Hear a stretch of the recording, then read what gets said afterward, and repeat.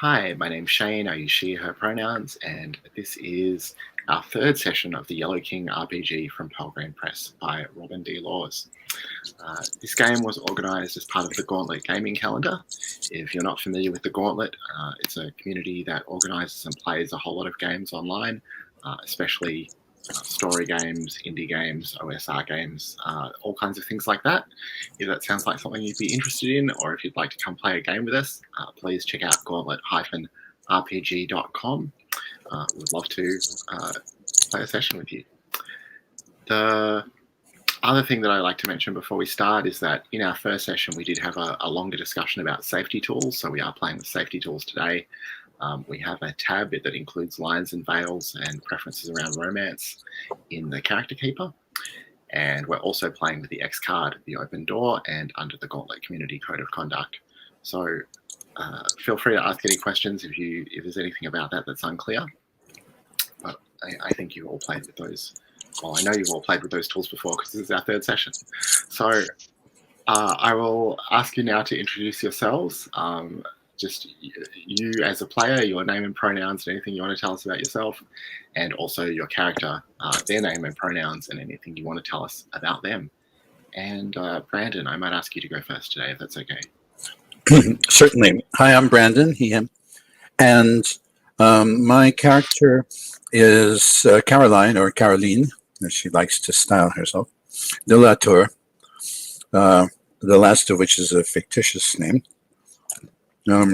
Caroline was an orphan who was essentially forced into street walking when a young woman, and was rescued by a sordid life and sordid and short life by an older gentleman who saw in her the great potential and taught her how to ape the language and the culture of the upper classes, which she took to like a fish to water.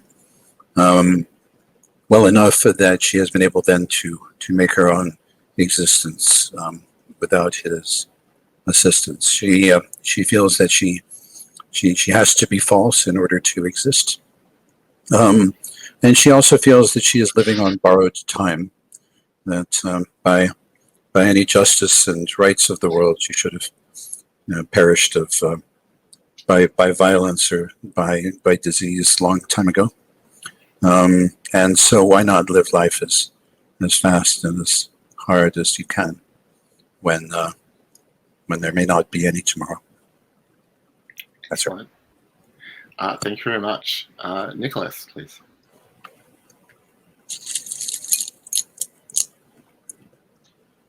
Hi, can you hear me? Mm-hmm. Great. Hi, I'm Nicholas. He, him pronouns. I play games on the Gauntlet. It's been almost a year now. I'll have to celebrate my 1-year anniversary at some point. I am playing Arthur Whitney. He comes from a family of doctors. He is not keen on the idea of being a doctor and found escape through painting portraits. And so now he's exploring that and basically trying to shrug off his responsibilities hanging out in France. Nice. How does one celebrate one's first year on the Gauntlet? I think running a game sounds like the right way to celebrate, yes. 100%. Sounds great. All right, and Matthew. Hi, I'm Matthew. I use he, him pronouns. Today I'll be playing Elizabeth Archer, daddy's little girl, descended from a agricultural fortune. She's been sent away to become a more refined, or at least a culturally savvy young woman. But she's been treating her time here at 19th century Paris art school like a gap year. She's an aspiring writer, but she hasn't decided what direction she wants to go in life, and spends pretty much most of her time chasing mysteries and trying to learn more about the world around her, even though she can be a little bit clueless. All right, thank you very much. So, just to briefly recap where we're at in the story, the characters are, of course, all American art students in 1890s Paris, or in that milieu. We also have a player, Puckett, who plays Ada, who couldn't join us today, but we'll be back next time. The characters have been looking into the disappearance of an acquaintance called Balthazar. Disappeared under mysterious circumstances, and sort of strange events and manifestations have sort of spread from that initial point of investigation. You've all learnt of a mysterious play called The King in Yellow that some people claim to have read or have heard of. You haven't as yet been able to track down a copy or a performance of this play. But you've also learned that there is a struggle between two cults over their various interpretations of this play, one of which led by a gentleman named Camille Flammarion, a science fiction writer who is currently recuperating from a brutal neck wound in Ada's studio. Where we finished up last time is that Caroline, had just noticed that the gentleman who Ada was speaking to in the Cabaret de Neant was not, in fact, there, had used an enchanted looking glass to reveal that there was nobody visible there, and had invited Ada to meet her in the ladies' room to discuss. And meanwhile, Arthur and Elizabeth were in the warehouse used by the various pawn shops of Paris, had found a statue connected to Balthazar's disappearance, and found the statue to be surprisingly fleshy, and it had disgorged a swarm of sort of glowing, luminous, somewhat burning moths. And I think that's where we'll pick it up. So, the other thing I should say before we start is that every other session you're going to refresh your characters. So that means if you spent any pushes, you recover those. If you have any every general ability, you're going to return your pool to its rating, if that makes sense. So you just go back to the starting value in all of those. And also, if you were carrying any cards at the end of the last session, you can remove those cards now. This won't apply now, but just to bear in mind for future, some cards are marked continuity. That means you don't delete them when you refresh, but I don't think anyone has a continuity card now.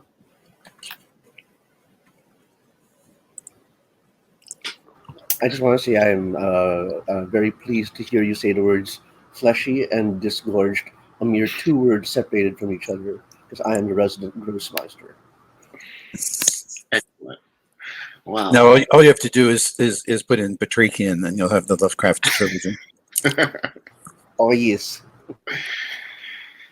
So, I think this is the first time that we're really going to use the combat system for this game, because Arthur and Matthew, those moths have bad intentions for you both. So, if I could get you to go to the Combat Tracker tab in the Keeper, you'll see the Fighting Quick References copied there. So the first thing that you need to do is define your objectives. What do you want to do to these moths? Maybe you have an idea. You might want to kill them. You might want to escape from them. It's up to you. Hold up a minute. I just learned that combat exists in this universe. We had a very brief combat before. Yeah, it's kind of more. It's definitely more complicated when there's more than one player involved in the combat and more than one character. I think I remember that scene, and it was first of all I wasn't in it, and second of all I thought it was just like improvised checks, but all right. Yeah, clearly there's method to the madness. I think these are moths, right? Well, you've already felt one of them kind of burn your skin, so you know that they're not just. I'm just trying to wrap my head around the idea of fighting them. I know I have a decent fight stat, but I don't know how one tackles these things without burning yourself. Well, you're in a warehouse full of full of stuff. Yeah. Yeah, so bat him with. You could pick up, find a carpet sweeper or something, or hit them with a piece of wood, or A I broom. think I think a carpet sweeper is exactly what Elizabeth would pick up, simply because she doesn't know what that is. a rug beater is what I mean. Yeah. Sorry, rug beater. Yeah, I for some reason I had the mental image of exactly what we were talking about, and not a carpet sweeper. But yeah, she doesn't know what that is, so she just assumes it's some kind of like implement that she can use against the moths. Nice. And what's your intention? Are you trying to kill the moths? Are you trying to get away? Like, because this is relevant for the way the combat mechanic works. I think Elizabeth was trying to kill the moths. All right. Nicholas, are you also trying to kill the moths? Yeah, so Arthur is going to grab a bucket of water sitting next to a mop off in the corner and try to extinguish and subdue the moths. Not really looking for kill, looking for disable. Maybe Gotcha. get one that you could pop into another bottle for examination. Oh, okay. So just to let you know, the rules say that if one character is trying to kill the target, then kill is the default goal for the group. Okay. I'm fine with accidentally I killed them while trying to subdue them. But moths drown anyway. Probably. Well, we'll find out. Unless they're special moths. They are special. Yeah. They're special. They're, for one thing, they're homicidal. Mm-hmm. So the difficulty for killing these moths is 3. Next thing that you need to do is declare how many points you're going to spend. I think that you have a choice about what you spend from, but let me just double check this. Sorry. Yeah. This is gumshoe combat, so I think each spend matters, right? Well, fighting. I know you have an ability called fighting, but I think you may be able to spend points from athletics as well.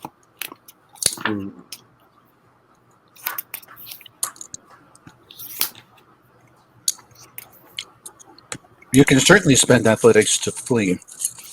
That's clear. Yeah. Sorry about this.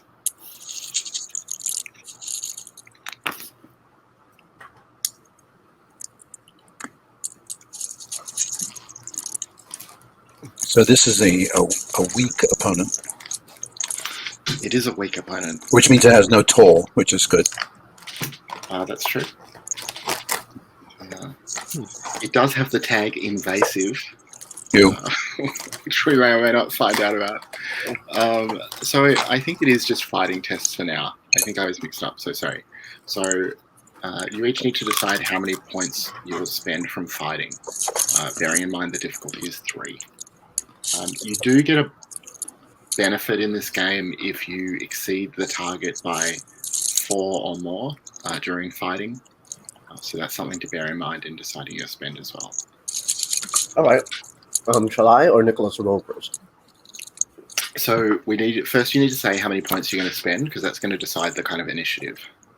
1 point. Both going to spend 1 point. All right. So I'm just going to put you into the fight tracker then.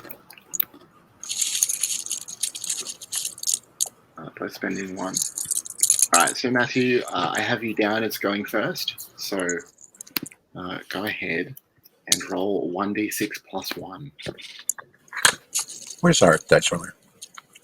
I looked for it without success.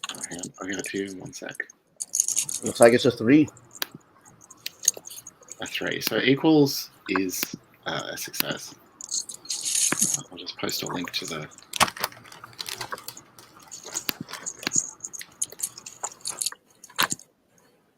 Thank you. All right. So you succeed with a margin of 0. And our running total is 0. So, I mean, we know generally that you're like swinging at these moths with the carpet sweeper. Do you want to describe in more detail what you do? Well, Well, I think Elizabeth, when she grabs the rug beater, she sort of waves at them frantically and just starts swinging from left to right, wildly, and that catches, some of the boss. But I don't know how effective that is. 0 bonus. Yeah, well, we'll see soon. All All right. right. So you'd pay the toll here. They don't have a toll, as Brandon mentioned, so we just move on to the next player. Arthur, do you want to describe what you're doing? Yeah, I run into the corner, grab it looks like it's a used kind of oily slash soapy bucket of water, and I'm going to try throwing it not at my friend, but near my friend, and get hopefully, like most of these moths, soaked and on the ground, not able to take flight. All right. Well, let's see how successful that is. Go ahead and make your fighting test with 1d6 plus 1.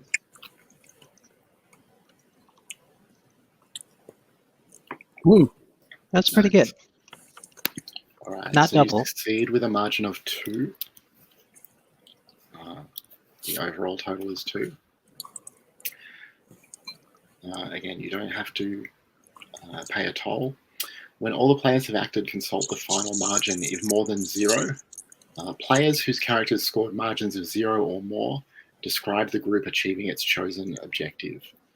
So do you want to both narrate how the moths are incapacitated? I think with a higher bonus on Arthur's side, he might take precedence in the narration of that one. Yeah, I figured you bat a few of them. The swarm kind of moves away from you just a little bit as that bucket comes splashing up, and we can see the moths on the floor, their wings just like trying to move, but weighted down by that soapy, kind of dirty water.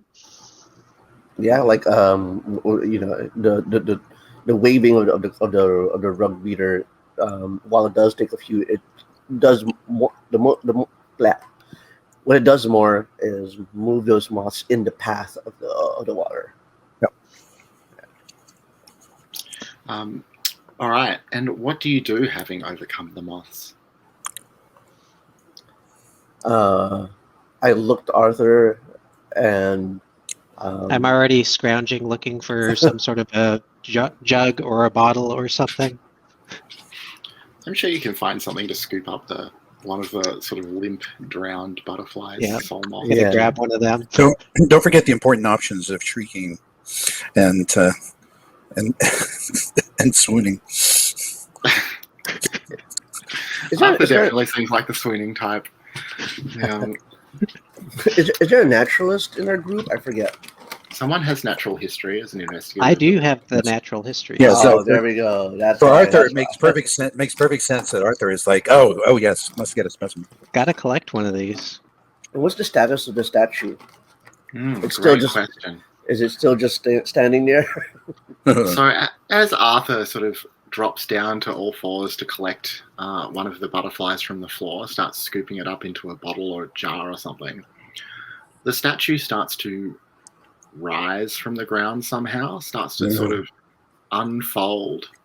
It's not quite clear to you what's happening, but something big is coming. And we'll come back to you in just a minute, but I want to pick this up with Caroline. So you have beckoned Ada to follow you and headed into the ladies' room. But as you step into the ladies' room at the Cabaret de Neant, it is not the ladies' bathroom that you remember that you step into. The surfaces in here are of a kind that you haven't seen before. The tiles, something strange about the tiles, something strange about the colors in which the walls have been painted, something strange about the materials in some places. The light is both very bright and flickering oddly. The audience, if they were watching this, would recognize something like a 21st century bathroom, public bathroom. But of course, Caroline does not recognize such a thing. What do you do? Well, the decor of the Cafe de Neant is strange, but the theme isn't in here. It's still recognizably a bathroom. Mm-hmm. Yeah, I It's think just it is. it's just what is that light? How is it lit? It's not an arc lamp. They couldn't have an arc lamp in a bathroom for one thing, and those hiss enormously. So maybe she just has with the lights. yeah. Well, and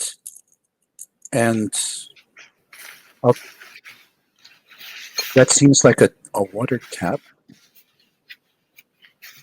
Mm-hmm. But albeit there are two of them instead of one. Wow. And one is labeled H and one is labeled C, which seems odd. H and C. H and C? I turned the one labeled H. So cold water pours out of it at first, but if you let it run, then it gradually warms and becomes quite hot. Hot water in the pipes. H and C, hot and cold. But this isn't, we're not in America. And they don't have bathrooms like this in America. You hear the door open behind you. Oh, Ada, thank goodness. I turn around. Oh, Ada, thank goodness. Look, this is the most strange. So you don't see Ada. Of course. See... Indeed. No, but the instant reaction of Caroline is that Ada has finally torn herself loose of her table, and so she starts saying, "Oh, Ada, thank goodness!" And she turns around and she sees, and she stops short as she sees that. Well, probably the best description for what you see is that it looks like a wheel of flesh, about as tall as a human. You recognize it because there are enough fragments of clothing woven through it. The scents perhaps also familiar. Maybe it's not speaking in a recognizable way, but there are fragments of language, of voices in the noise it makes. And you realize that this thing is somehow composed of the three men that you brought to the cabaret with you tonight, merged into one large mass that is moving pretty ominously towards you. You have a gun loaded with silver bullets, I believe. I do, but this has to be a composure check. I think a composure check is appropriate. In conscience, I can't not make a composure check. What's my difficulty? 4. Okay. How many will you spend? I'll spend 2. And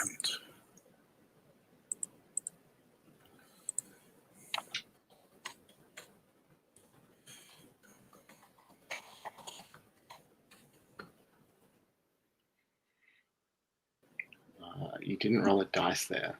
Oh. It does help if you actually include a die, doesn't it? There you go. All right. Okay. So I shriek. I'm going to shriek anyway, because I think that's mandatory. But it doesn't cause me to lose lose focus of the situation. Yes, I have a pistol. And you want to use it? Yes. So we'll treat this to an extent like a combat, although it's kind of simplified because it's just you. What is your goal going to be? Escape. Escape. All right. So your difficulty for that's going to be 3.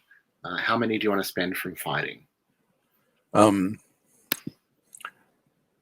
going to spend 2. I am not taking chances. All right. So go ahead and make a make your fighting check. Fighting test. 7.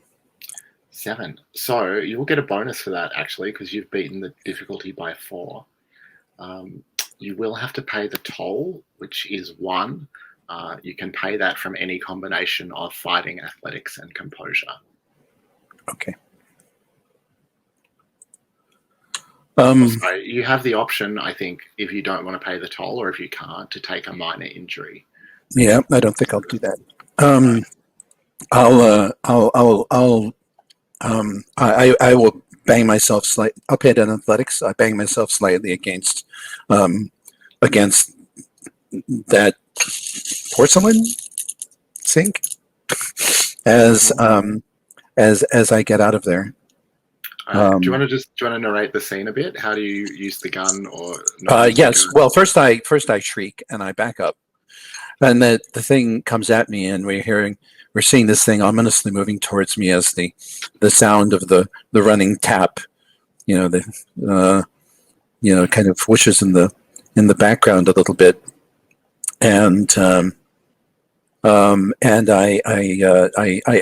back up from it until I back into a wall, and then my hand scrabbles for my purse, and I come out with my revolver as the thing is just about upon me, and I fire a bullet into it, and it is shocked, and it stops for a moment, and blood starts to pour from it, and I use the opportunity of it stopping to dive into a stall, crawl underneath the partition between one and the other, and make my escape. I would start to make my escape. Get to the door, fling the door open, dash through it, slam the door behind me, and then look around to see where indeed I am. All right.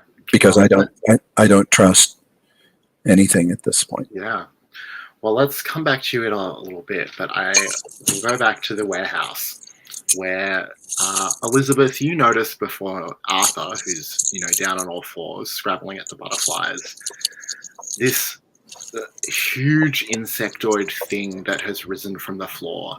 You recognize now that the statue was just its shell, sort of opening almost like wings on its back. What do you do, Elizabeth? Oh my god. That's a good thing to say. Well, first of all, audibly, oh my god, what is happening? And then I address the statue, and I go, who are you? Arthur, what do you do when you hear Elizabeth yell, oh my god, and then say, who are you? Yeah, so when Elizabeth says, oh my god, I look to Elizabeth. When Elizabeth says, who are you, I look at what she's looking at. And I also feel like I should probably make a composure check.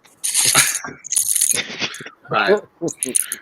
When Brandon called for that before, I wrote in big letters across the top of the page of my notebook, remember to call for composure checks. And of course, I immediately felt it was both learned. So actually, I would love for you and Elizabeth both to make composure checks here. I'll let Elizabeth go first. What's the difficulty? Difficulty is 4 again. Just a standard difficulty.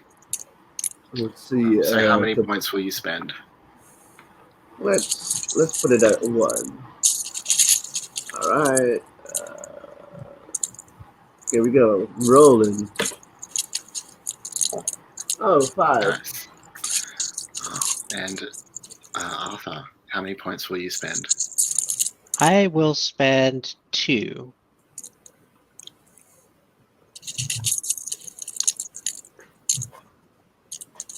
Nice. All right. So you both hold it together. Matthew, unclear whether in answer to your question or not, this thing opens its mouth and water starts to pour from its mouth. A lot of water. It is running along the floor. It merges with the puddle that Arthur left behind just before and starts to spread. Arthur, do you let the water touch your feet, or do you want to back away? What will you do? I'm gonna scramble back and call out Elizabeth. We got to get out of here. Stop talking to it. Elizabeth sort of like shuffles her feet backwards as if to avoid the water touching her shoe tips, and then turns around and runs towards Arthur's direction. All right, so we're going to treat this. It sounds like you're trying to escape, so we're going to treat this as a combat test with the goal of escape, if that works for you both. Yeah. All right, so if your objective is escape, then the difficulty is going to be 4. So, Arthur, how many points will you spend from fighting to try and escape? 2. And Matthew? 2. All right, so you both in the... All right. All right. Well, Nicholas, I put you in the same order, so I won't. I was going to ask Nicholas to go first this time, but I guess Matthew's just down there. I'll try and switch it up if it happens again. No problem. Matthew, go ahead and make your +2 fighting test. I got a 7. Nice. So you've got a margin of 3. Oops. And Nicholas, go ahead and make a fighting test for Arthur. I won't lie. At moments like these, I'm 50-50 on whether I want to fail or succeed. Right. A 6. Right.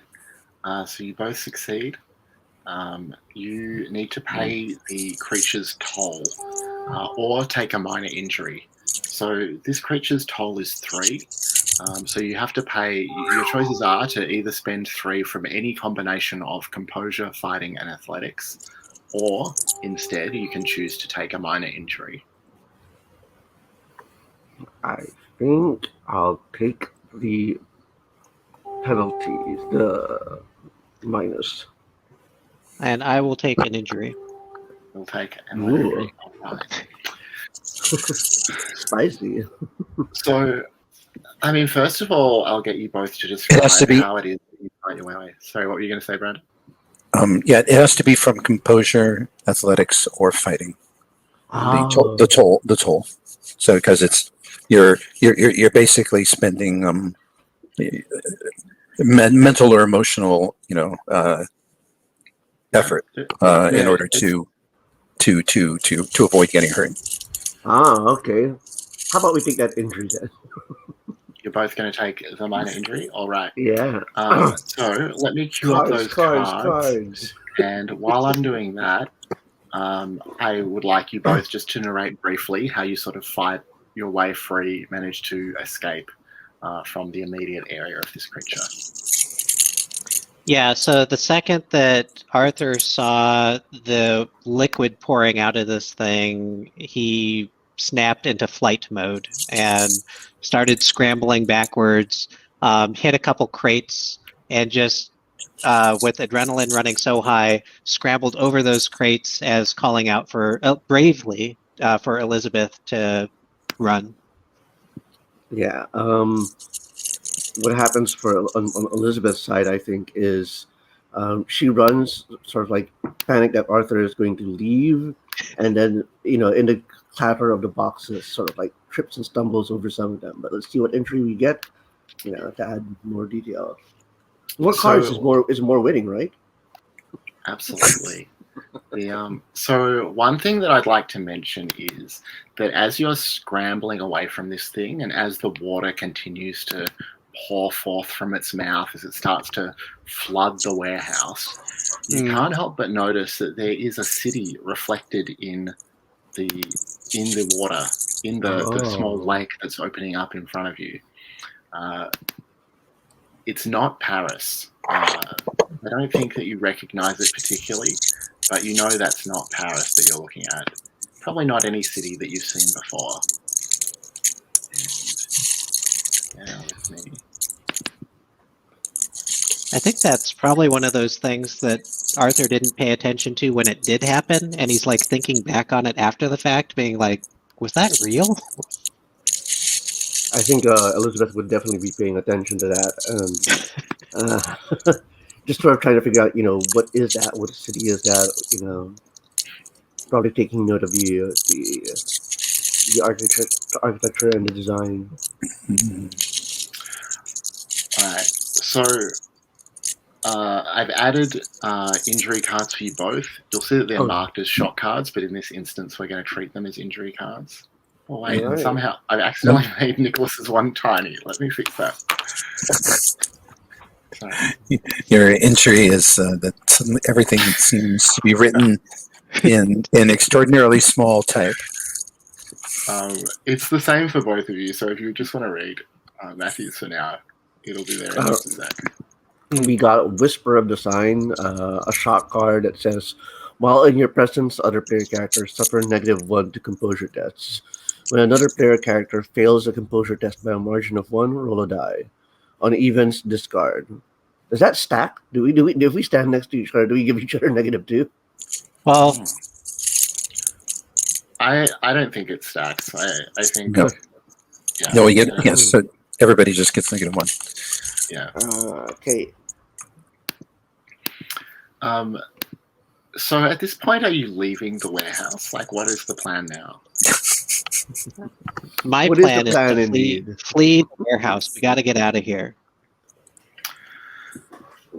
So as you head back towards the entrance that you came in through, with the flooding waters of this strange lake spreading rapidly behind you, you find your way blocked by a giant pile of roiling worms. And you notice that each of these worms, each several meters long, quite thick, each worm has the head of the night watchman you negotiated your way in with. Thank you very much, because I was like, oh no, we're rounding the corner. I hope it's not the night watchman. It is indeed the night a watchman. creature or a monster or some other like chaotic threat would be better than the night watchman. And you managed to put both together. Thank you. That's right. No problem. So I would like you both to make a difficulty 4 composure test. Oh Jesus Christ! And they're -1 because of each other's whisper. That's correct. Here we go. I will spend 2. I will spend 2. So that'll give you a bonus of +1 each. Mm-hmm. Yes. Oh, nice! I got snake eyes. Oh, wait, no. You got a 1 +1 is 2, which is a fail. Yeah. Let's see how Arthur does. Feeling good. All right. So that will be a shock card for Elizabeth. Maybe I'll save that and put it up during the break so that I don't take up time in the game doing it. All right. But certainly you're feeling progressively more and more freaked out. And now you're going to have to fight this thing as well.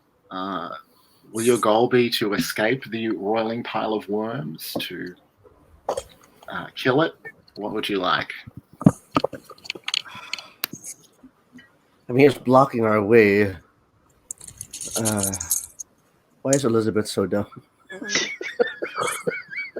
Same reason Arthur came here without any weapons. It's like, you know what? I will admit that Elizabeth is too freaked to try to kill it. So I think she'll try to get past it. Definitely. and I think Arthur is in super flight mode, so he's gonna try being a football player and just plow past them. Nice. I like the. Thank you for the description of a football move, because otherwise We should note this is American football. Oh yeah, American football player. So you're tackling it with your shoulder or something like that? Is that what it is? Trying to shove it So aside? normally it's ball under this arm, hand in front of you, and you're running to try and get through things. In this case, it's hold Elizabeth's arm, hand in front of you, and just keep going. Don't stop. Got to get out of here. All right. So it's not actually going to be that hard to get past these things. The difficulty is going to be 2. How many fighting points do you each want to spend to get past them? 1. I think Elizabeth will spend. The 1. All right. So I'm going to come back to this scene, and I just want to check in with Carleen. But I'll mark down that you're each spending 1 point. So, Caroline, you emerge from wherever you've just been back into the Cabaret de Neant. It seems to be much as you left it, except that the 3 men that you came here with aren't there, and the booth where you left Ada and the man she was speaking to is now occupied by some other party. What do you do? After a very quick glance to assure myself that Ada is not obviously apparent, I am concerned that someone may have heard a gunshot. And so I am going to get out and onto the street. Okay. And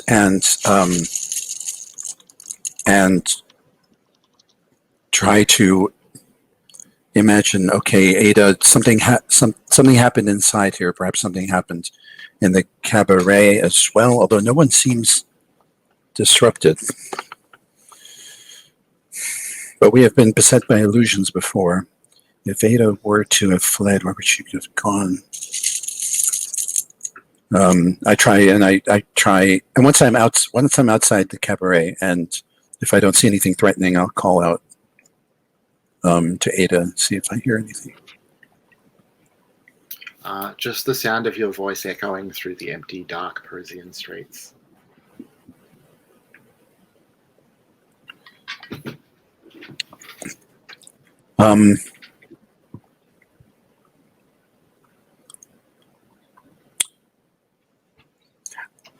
I will for Ada's sake.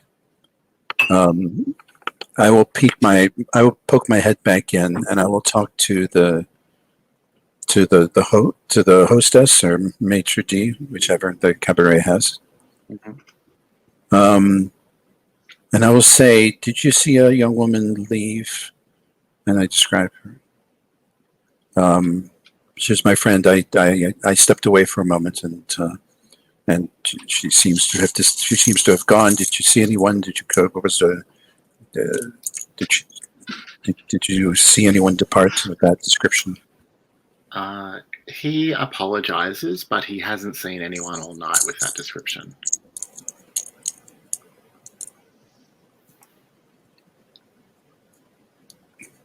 And I get a little frisson of something's wrong with that, don't I?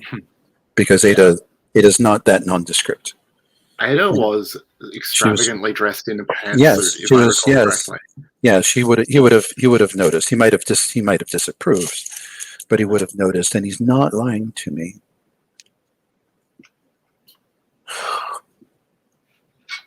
Something's happened. I'm going to go back to Ada's studio. All right. We'll pick that up. And hope to find her there. Yeah. All right. Well, let's pick that all up a little later. So we'll take our first break here, I think. We'll come back about 7 minutes past the hour.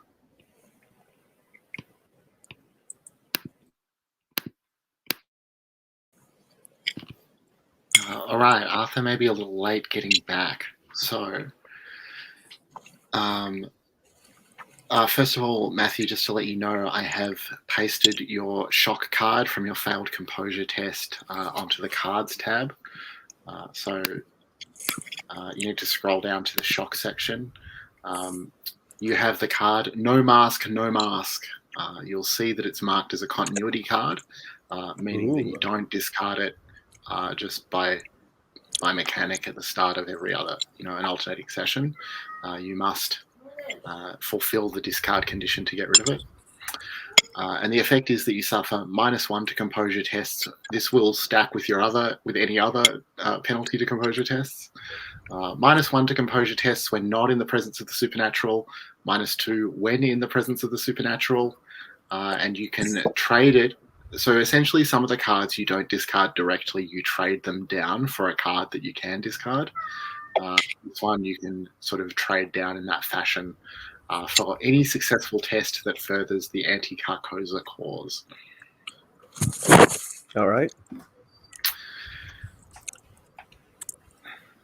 So, sorry, just thinking out loud here. What I was hoping is that we would quickly resolve the situation in the warehouse, and then I would reunite the characters back at Ada's apartment. Sorry, I was just shocked that I saw my cat behind. Ooh, he's whining. Anyway, sorry about that. No, that's all right. That seems reasonable. So, just thinking about how to handle that with Nicholas not back yet. Don't worry about it. I'm just building my Brindlewood Baywatch playlist. Right. Well, I mean, I guess we'll at least let Elizabeth take her turn in the combat, and if Nicholas gets back in a timely way, then he'll also get a turn. Otherwise, we'll just let this combat rest on Matthew's success. Oh, thanks. No pressure. All right. No pressure. But just like that fighting test at +1. All right. The difficulty to escape here, it's not high. It's only an escape difficulty of 2. All right. Well, let's see. You can't really fail to meet that if you're rolling a +1. Don't jinx it. All right. let me just spend that fighting. Here you go. Saved by your companion. I'll roll it. It was. What do you got? All right, we're getting a 3. All right. So you succeed with a margin of 1. So Nicholas, just dealing with the roiling worms as you hurdle your way through it like an American footballer. Right. Go ahead and make your fighting test with +1. Oh yeah, that's where we were.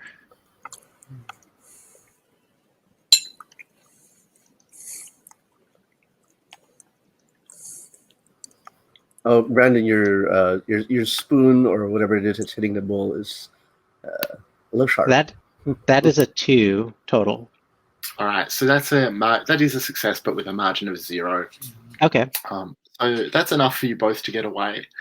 I mean, Matthew rolled better, but I think that as I understand the fictional circumstances, I would like Arthur to narrate like how you get by the worms with the Night Watchman's face.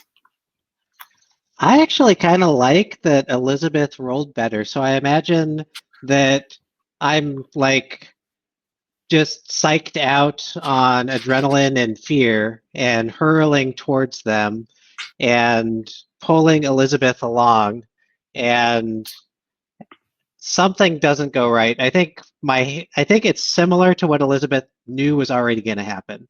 My hand just sinks into one of these things too far, farther than I expected, and Elizabeth has to wake up out of her shock and like pull Arthur through on the other side, reflecting the better success by Elizabeth, and we both scamper off into the night.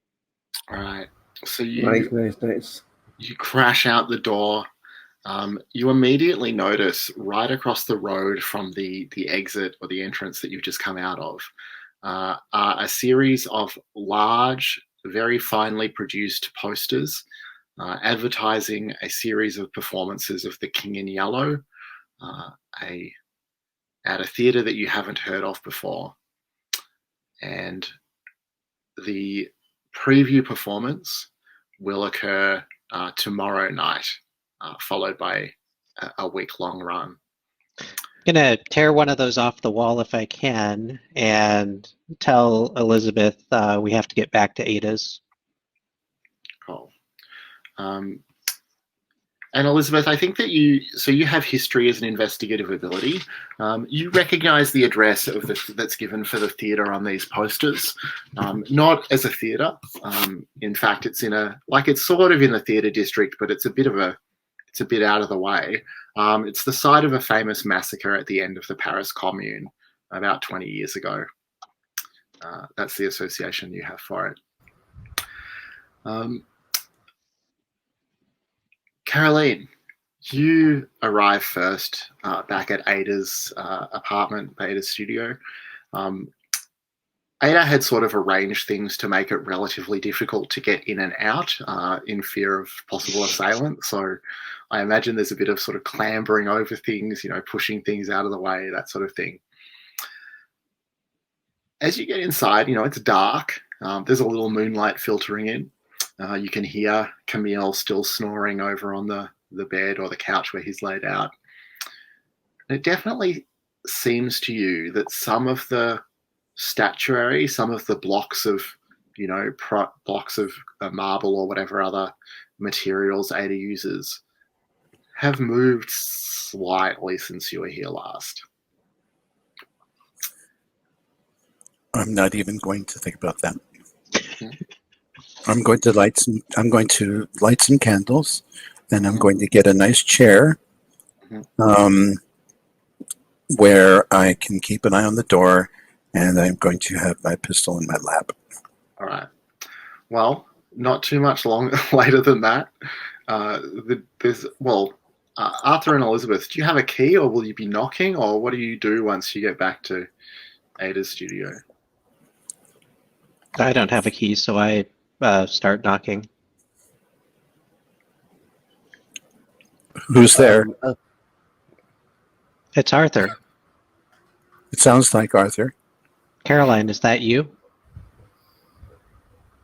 Show your face. I can't. The door's locked. The door unlocks you, and you hear someone unlock the door and step back quickly.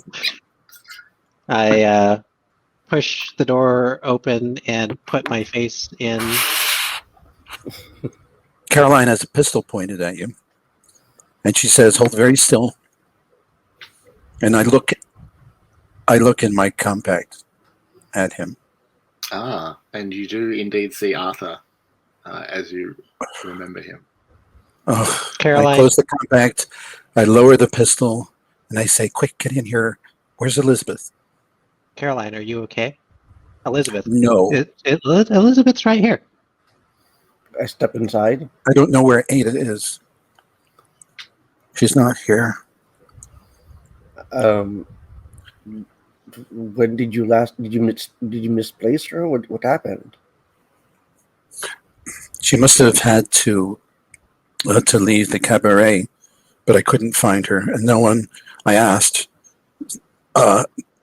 the maitre d'. I asked a number of people on the way home, and none of them remember having seen her. And some of them must have seen her.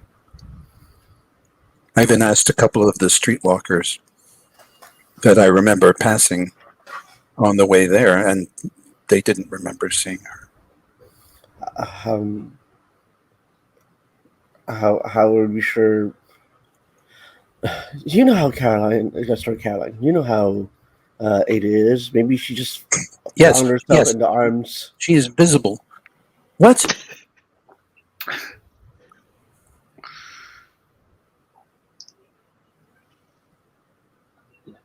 I also found a place that doesn't exist. I was just going to tell you that we saw some really messed up stuff this evening. A statue that turned into a bug that poured forth rivers with cities inside of them. River with a city inside. I didn't recognize. Elizabeth, how would you explain what we saw? I described to addressing Arthur, but with Caroline included, I described I put my arm in that statue, and I felt something. You put your arm into the statue. It was hollow. It's hard to explain it. Try. It was solid, but it was like flesh. It's like putting one of your extremities. It is like reaching into an orifice is what it was. All right. And it had an insect in it that poured forth water, and you saw sitting No, in the water. it was an insect, right, Elizabeth? It was. It shed its. But it did have insects. I did capture one of these. It did pour forth insects as well. You saw it. It rose into the air, discarded its fleshy shell, and revealed itself to us in its Yeah, right. We were like insect having a alpha. casual conversation. Hey, what's going on? What are you doing? Yeah, right when you were having a casual conversation with it. How could you be so cool? That thing was flying in the air. It was an insect of We're not. monstrous proportion. Look, we're looking for answers, and You don't. knowing. You don't look very well, Elizabeth. Have some brandy. Elizabeth takes the brandy and takes a generous swig of it in the most unladylike fashion. There's something wrong with the both of you. I don't mean that you're not who you say you are, because I believe that you are. But there's something. Is there anything wrong with me? What are you talking about? I'm hearing a buzz. I hear a. There's a buzzing sound around you. I lift up my magnifying glass and try to peer at Caroline through it. So is this the first time that you've used it? Yes, it is. So you don't necessarily know what you would see if this wasn't really Caroline. You just understand that it was enchanted in some way to reveal the truth. Yeah. So I think you see Caroline. Ada was speaking with that doctor from the hospital that she talked about, but when I looked at him using the mirror in my compact, there was nobody there. She was at the table by herself. I tried to get her away from there, and I stepped into the bathroom, and the bathroom was from some other place. You mean like foreign architecture? Like, Well, it had both hot and cold water in the tap, and they were labeled like you would see it in England or in America, but not in France. And the walls were a ceramic tile, but a very odd-looking one, and it was too bright. But it was lit by some strange fixture that was brighter than a gaslight, and made no sound. It flickered a little bit in an unpleasant way, and there were hollow metal walls. I didn't have the opportunity to see it for very long because I was pursued inside by a thing.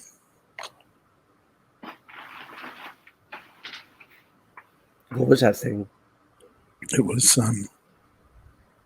like a wheel, but it was made of people's flesh. Specific people that I had met in the bar. But I shot it and it bled. I look at my glove. Do I have little blood spatters on my glove? Yeah. It was real. See, I have these blood stains. They're not mine. They came from it when I shot it. Could not have been more than 3 feet away. And a great gout of blood came out of it. Elizabeth And very I thought seriously looks at afterwards it was an illusion, but I have the bloodstains. How could such a thing have been real? Matthew, what were you going to say? Well, I was just going to say that Elizabeth responds by really looking at the bloodstains and suddenly adopting a more serious demeanor and wondering what is going on here. And when I came back out, Ada was nowhere to be found, and it was as if she had never come in. As I said, Ada was wearing a striking outfit, a very unfashionable. And I know that, and I asked the maitre d'hotel, when she had left, and he does not recall her ever coming in. And I don't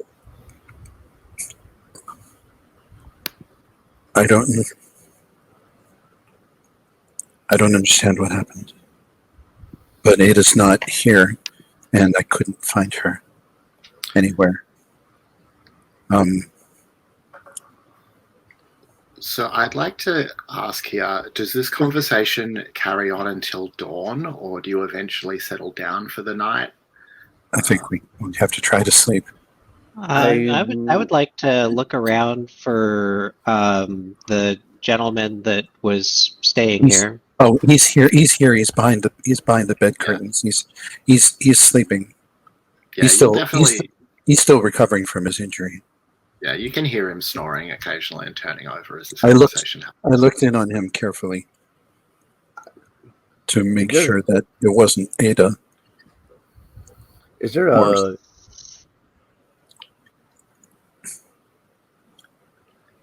Is there a comfort or console move? Because I think that's the only thing Elizabeth would be focused on, is trying to calm Caroline's nerves.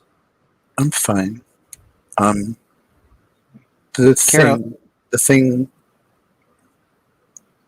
thing was hurt when I shot it. Caroline, the one other thing we found was this, and I pull out the poster about the yellow sign play. The play, that's the play that Ada was talking about. Because I heard her, she was having this conversation with the doctor, the one who wasn't there. But I heard both sides of much of the conversation, not every word, because the cabaret was a little noisy, but I heard enough. Well, and this is what we went out for first, was to see if we could find this play. And then we decided to go check out the warehouse. It seems to have found us. Yeah. What's the date on the poster? The date of the first performance, the preview, is, well, it's after midnight now, so it's tonight. You've got a day ahead of you first. I'll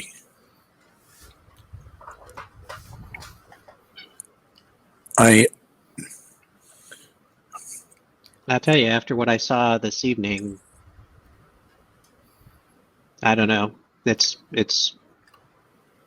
We should go see it. We have to know what's happening somehow. What do you think about that statue we saw? Who, me? It was Caroline. That was the one you were looking for, Balthazar's pawn ticket, and it had a crown. It had a crown. I wonder. I mean, this is talking about a king that had a crown.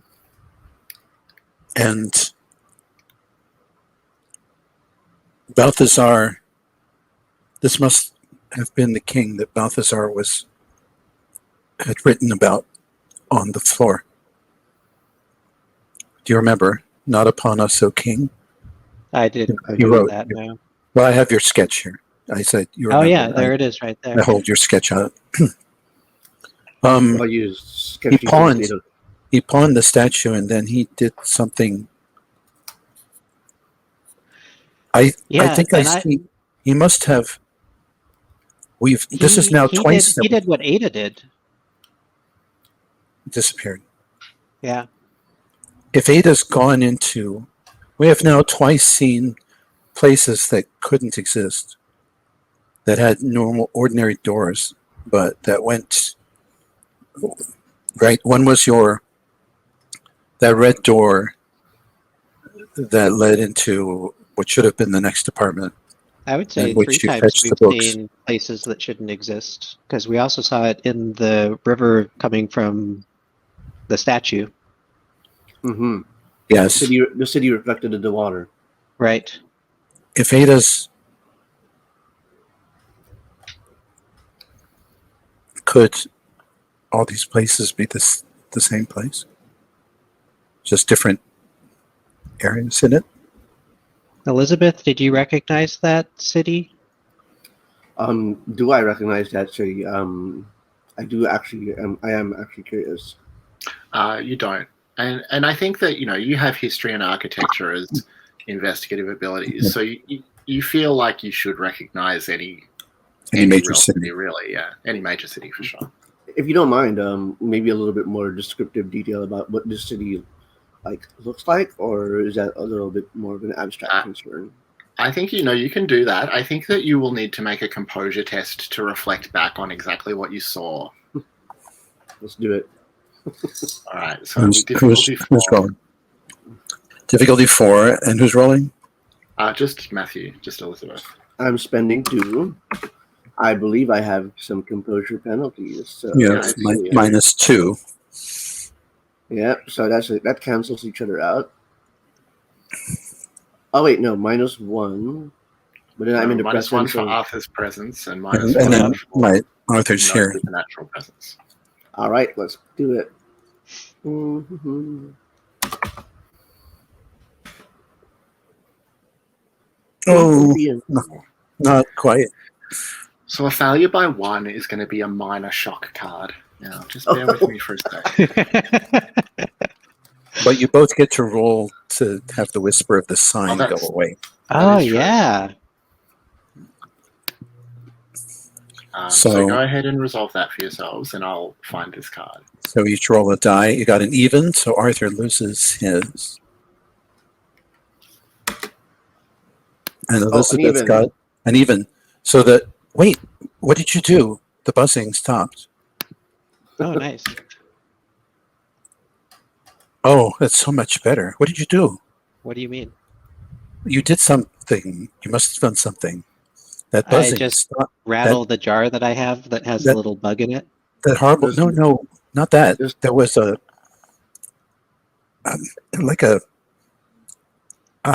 don't know, a sound made by a grinder, but not audible. I didn't hear anything, and I don't think it changed. Caroline, does this thinking start count as doing? Because I was just thinking about that city in the water. And so, Matthew, just to let you know, I've put in your second shock card down under the shock heading. So you have the tremors. You have -1 to presence tests. You can discard by going to a scary location. I just came from a scary location. Now you got to go to one. Yeah. Or by initiating an encounter with a scary person, creature, or entity. All right. And you have to initiate it. They can't initiate it. That's fair. The city. What can I tell you about the I city? also just initiated an encounter with a scary thing. What the heck? Yeah. This card laughs at me. It mocks me. Yes. So what you remember of the city that you saw reflected in that water, it's quite strange. The city looked to be kind of ruined to you, not completely fallen to ruin, but maybe bombed out or destroyed in some sort of war or battle. You recall black stars hanging in the heavens over this city, and you recall twin suns in the air. Well, I totally don't recognize that city. unless That unless city there's can't. a That city in America. That city can't exist. I mean, not on this world. Well, I'm not sure we can say that city doesn't exist in the world because There are I two haven't suns. been to. You I said there haven't were been. two suns. Maybe another son is, and like at this point, like Elizabeth just being like an insane devil's advocate here, where it's just like, I've not been to all the places of the world. Yes. You know, I think but it's it time. might I be. think it's time to. I think it's time to try to go to sleep. it can't be real anyway. No, but it Exactly. can't. It might be important, even if it's not real. It's a symbol. It's Yes, something. let's get some rest. Caroline's right. And if it's a clue as to what's happened to Ada, then we have to bear it in mind. All right. So there's enough, couches and cushions that you each can arrange some moderately comfortable sleeping arrangement for yourselves. But you're woken quite early the next morning by a knocking at the door. Do I have a hangover? Oh, thank goodness. I don't think you have a hangover in particular. You don't feel great. Yes, hello, who's there? I assume that you're asking this without opening the door. You're just calling out. Correct. It is Mr. Fontaine. I'm looking for an Elizabeth Archer. I heard that she might be staying here. And I'm just going to fill this in because you as characters recall that you met Mr. Fontaine yesterday morning at a cafe. He was a publisher. Yes. Yeah. Yes, just a moment. She's not presentable. Of course. Elizabeth, it's that Fontaine character. Elizabeth panics and just like looks for a place to straighten her hair because it's obviously like mussed up. It's ridiculous. Just hold still. I do my best to freshen up Elizabeth, because she's making a mare's nest of it. Sadly, there is no freshening up general ability that we could test. But no. This is just a little refresher. Put her little makeup refresher. I'll play that game though. I'll play that game that has to freshen up. Pin her hair. Pin the stray bits of her hair back, and then get her to square up her hat. And okay, now you don't look like you slept in the gutter. I would argue that I slept leaning on Arthur's shoulder. Perhaps we desire to speak with this gentleman in the corridor. Yeah. So like Elizabeth does this, like unless Caroline's coming. Yeah, I'm coming with you. Of course, I'm coming with you. So Elizabeth and Caroline, I guess Elizabeth first, will open the door just as much as is possible to squeeze through, and then holds the door to let Caroline squeeze through as well. Sorry, and then just like shut the door behind him. Sorry, our friend is in déshabillé. You understand. We did not expect a visitor at this time of the morning. Of course. What's en déshabillé? Déshabillé is his French, meaning she's undressed. Okay. Well, I am terribly sorry for the inconvenience. It's just that after we met yesterday, I made some inquiries about your work. I was able to read some samples, and what should I say? Oh, the words, the soul that could fascinate and paralyze human creatures with such words as yours. Words to be understood by the ignorant and wise alike. Words which are more precious than jewels, more soothing than music, more awful than death. Elizabeth blushes. I have come to offer you a contract. I'd very much like to publish your work. Oh, how sweet! Perhaps we can discuss it further in the cafe downstairs. Very sure. Well. If that's wherever is convenient for you. Arthur, we're going downstairs to the cafe. Okay. So we'll pick up in the cafe in a moment. But Arthur, you've woken up with a tremendous burst of inspiration. I would like, yeah. So, what are your thoughts on this inspiration? What do you think? Well, I think that you feel inspired in two directions at once. On the one hand, you've had some sort of vision or dream or something. You have this idea about a way that you could paint that you've never thought about before, and you're convinced that this would be a magnificent artistic revolution, but also immediately, winning to the public, to art critics, to art buyers, that this would be the most incredible work that you've yet produced, and surely would inaugurate a new artistic movement. Right. You also wake with an idea, something in the back of your head that you think, were you to follow it, to write it down, to put it all together, would ultimately reveal a cure for cancer. You can commit one or the other of these to paper or to canvas now, but you sense that they are ephemeral in nature and that one of these will shortly fade from your head. Both if you don't make some notes quickly. So what will you do? Right. And I'm already starting to just sketch and create the art that I know is my calling. Nice. So, I mean, I think you'll need to go back to your studio and paint it up fully, but you definitely make some pencil strokes and things like that to Right. fasten it in your mind. Just kind of set the memory. All right. Having done that, Mr. Flammarion probably wakes around this time as well. He probably, I guess he'll ask for some food. He won't have eaten. Can you help him get something to eat?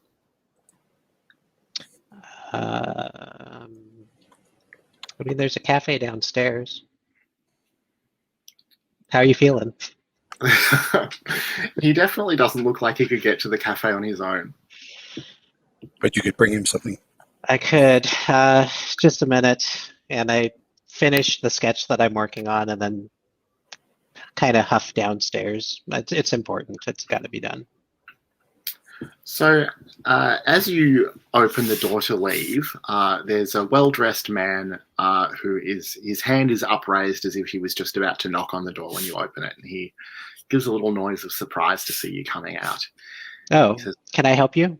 Oh, excuse me, I'm looking for an Elizabeth Archer. Is she here? Elizabeth, I think she went down to the cafe, actually. I'm heading there now. You can follow me. Oh, very good. Thank you very much. And he will turn. And your name is? Chantegreil, Monsieur Chantegreil. Oh, Chantegreil. And what's your business with Elizabeth, if you don't mind me asking? Well, I recently came across a sample of her writings, and I am a publisher, and I am very interested in publishing some of her work. I think the beauty of her phrasing is quite exceptional. Well, yeah, I mean, she's already talking to a publisher, but I'm sure she can talk to more publishers, right? His eyes narrow at the suggestion that she's talking to another publisher. So, Elizabeth and Caroline, you've gotten yourselves seated in this cafe.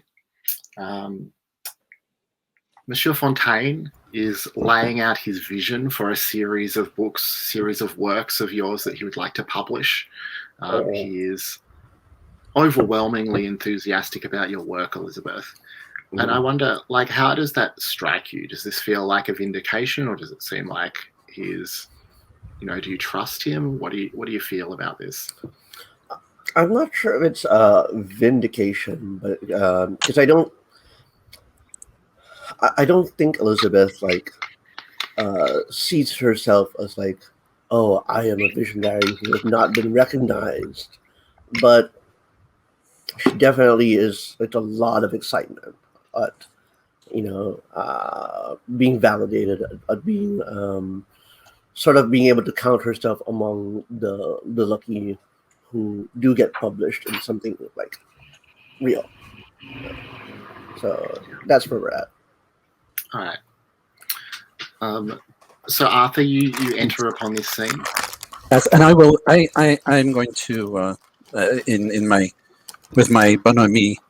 I am getting to the fellow to to talk about this and that and talk about himself and his publishing thing and different things he's seen before, et cetera, in the event that he may Hey, Elizabeth. if he's telling a story, then he will probably betray it at some point, or he'll drop some interesting tidbit that we didn't know, perhaps. Yeah.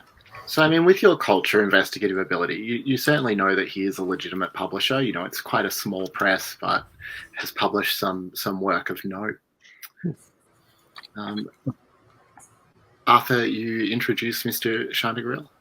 I do, yes. Elizabeth, here's another publisher that's looking for you this morning. What are the chances? 2 in one morning. Indeed, what are the chances? Do I recognize this second publisher? No, I don't think so. But he introduces himself as Mr. Chantegrill of Chantegrill Editions, and that name may be, fairly familiar to you, a medium-sized press, I guess. He says that he has come across some samples of your work, is very taken with it, and would like to inquire as to whether you currently have any contract for the production of your next book. I'm trying to understand the timing of the situation because I'm like, at the same time, I wonder if this publisher, you literally just said his name and I forgot what it was. If this middle-sized publisher, if he walks in on our conversation with that's my Fontaine. Yeah, so Mr. Fontaine reacts quite angrily. I wanted to give you a chance to react first, but you sense that Mr. Fontaine is not at all happy that another publisher is, sort of trying to cut his lunch. Yeah, because it's a little rude.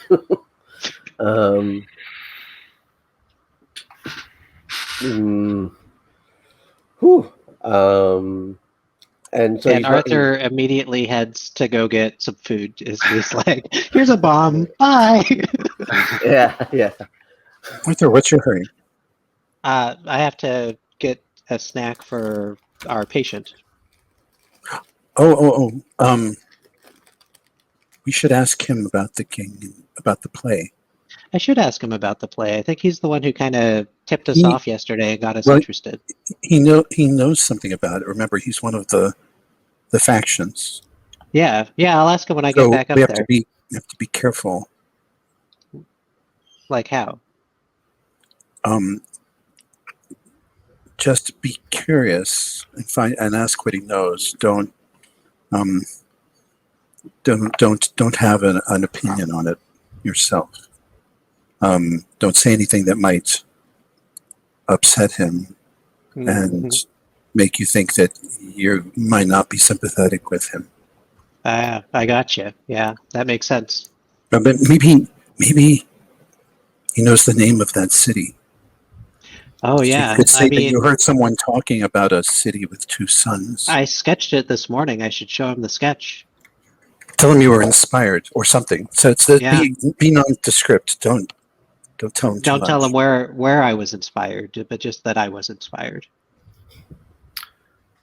So just for clarity, Caroline's going to stay down in the cafe with Elizabeth while Arthur goes back upstairs. Is that right? I feel between Elizabeth and Arthur, Caroline is torn. Where is Ada? There were 4 of us for a reason. One of our parents is gone, and now you have to cover for both of us.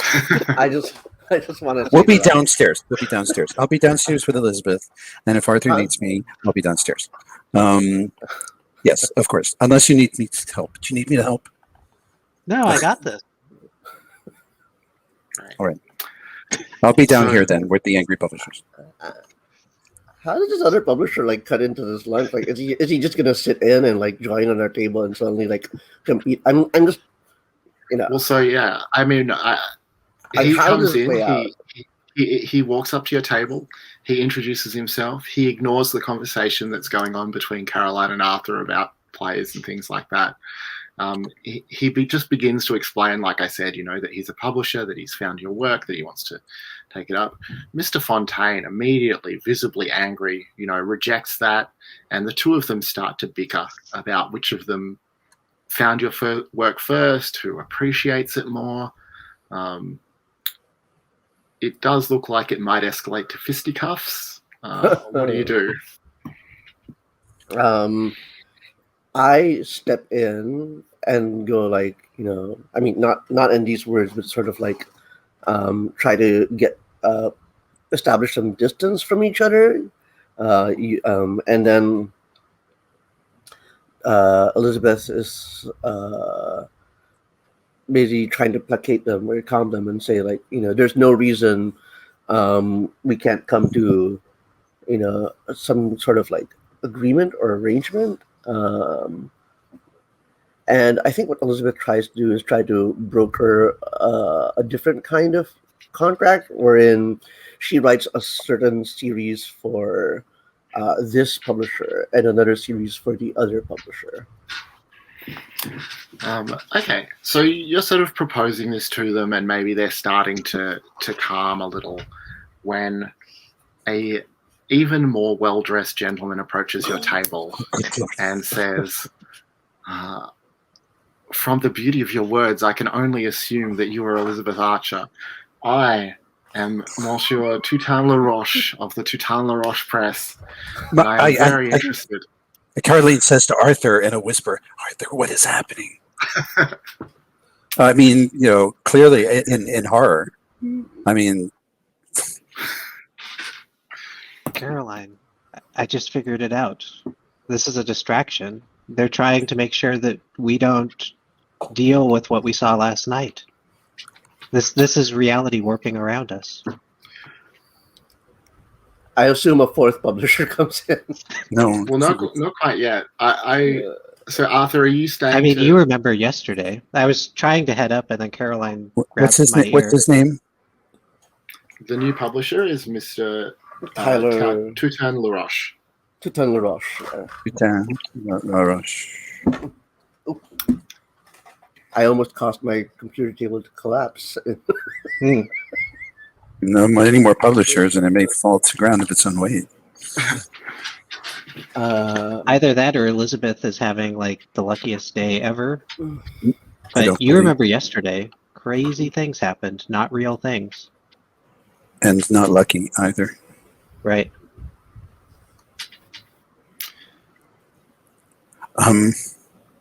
And I head upstairs. I'll be up there as soon as I can. With Caroline's help, Elizabeth tries to. Okay. She sees. Sorry. Yes, Caroline. Darts you a look behind the backs of the men, shaking her head and basically mouthing, "Get rid of them." Yeah, I was thinking. So Elizabeth backs away from them, and she sees what's going on, and it's like. I'll go over there. Caroline mouths faint, and Caroline will come over and get hold of Elizabeth. Hopefully, just as Elizabeth starts to stumble. So here's how it plays, because Elizabeth is so overwhelmed by the situation. Caroline is faint, and Elizabeth doesn't understand what she just heard. Well, no, Caroline would illustrate it dramatically. Eyes roll up in the head. Yeah, and so she starts telling the publishers, talking at them, not necessarily to them, which is listen, you can all just write me or send me a telegram or whatever with your offers. This is really very flattering. And on the third time that Caroline is okay. That's when. Well, no, yeah, okay. Caroline will come running around there with a handkerchief, and we'll dab at Elizabeth's forehead, and whisper. faint a little bit. And then she'll look darts at the three men, and she goes, here you have a genius of a nervous disposition, and what are you doing? You are shouting and carrying on and banging your fists on the table and rattling the tableware. Gentlemen, have you no manners? And and Elizabeth faints. Yeah. And as you faint, you hear a loud voice from the entrance to the cafe call out in a strong American accent, looking for an Ada Wharton. Does anyone here know an Ada Wharton? When you look towards the door, or at least when Caroline does, I assume that Elizabeth doesn't rouse from her fake faint at this point. You see a middle-aged American couple with luggage and a pair of younger children, and the wife of this couple bears an unmistakable resemblance to Ada. It's clear that these are her parents and sisters. And we'll end that. So we'll come back to that scene, but I just want to pick up briefly with Arthur upstairs. So Arthur, you head back to the apartment to talk to Camille. What do you do when you get back in there? First, I give him probably some sort of a pastry sandwich that I picked up while I was down there, and ask him, how are you feeling today? So he starts to tell you that he's feeling much better. That's and as good. he does, you notice that the glass bottle where you'd kept the golden insect that you found in that man's body has shattered, and the insect is gone. Or at least not where you left it. Did you see where that went? There was an insect in there? He shrugs and apologizes. He did not. I gotta tell you, I just woke up with inspiration this morning, and I'd like to show you something I've been working on and see if it strikes your memory at all. And I break out a sketch of a city. Mm-hmm. He looks at you with a level of wonder, I suppose, and he says, you have read the play as well. Play? I haven't read the play. Then where did you learn about Carcosa? I think I dreamt it last night. What do you know of Carcosa? That's the name of this place?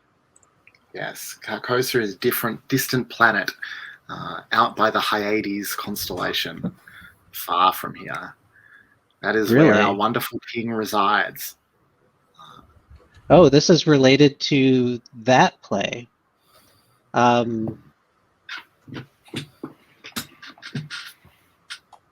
It wouldn't. So it's not anywhere. You said next to a planet, next to a star, something like that. The Hades. Hyades. Hyades. The Hyades. What is a Hyades? It's a constellation. GM wishes now that I had thought about what the Hyades constellation refers to.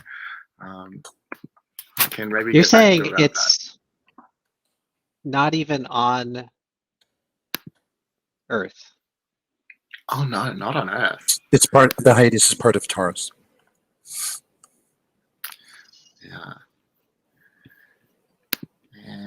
Yeah. So I mean, Arthur would be familiar with the constellation. I think natural history will give you that. Yeah. So we'll pretend that I actually recognize that. It's not connected to Earth in any way, is it? The play is the connection. The play will open the way. I immediately leave in a slight hurry and start heading downstairs. All right. Well, let's take our next break here. So we'll come back about 8 minutes past the hour and find out what happens back downstairs.